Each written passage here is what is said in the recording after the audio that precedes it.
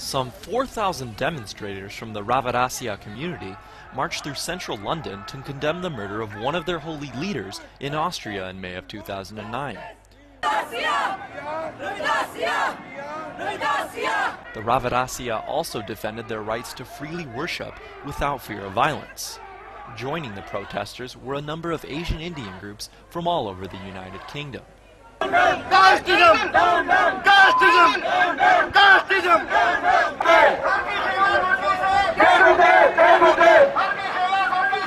And members of the Sikh religious community. The crowd began at Hyde Park and marched to the doorstep of the High Indian Commission, where a spokesman pled their case. There are contentious issues to be debated within the Indian religion, whether they are theological or practice. These should be resolved in a democratic manner.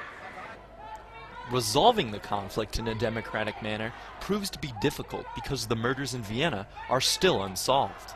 Some members of the Ravidassia community suspect that Sikhs of a higher caste are responsible for the violence.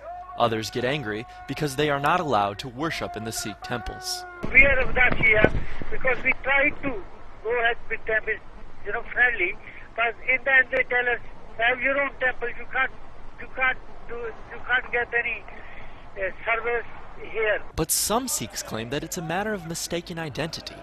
The holy book of the Sikhs, which is used in many congregations across India, has been used in the Ravidassia temples in conjunction with their living leader, the one assassinated in Vienna.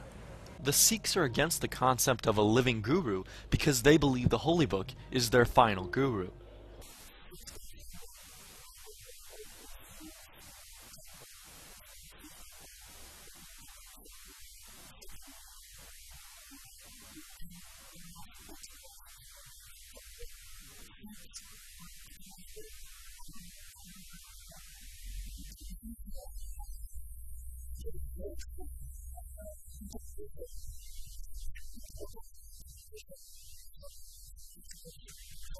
The interpretation of the holy book is complicated. When the division is underreported by the mainstream media, confusion grows. But news organizations like the BBC remain cautious.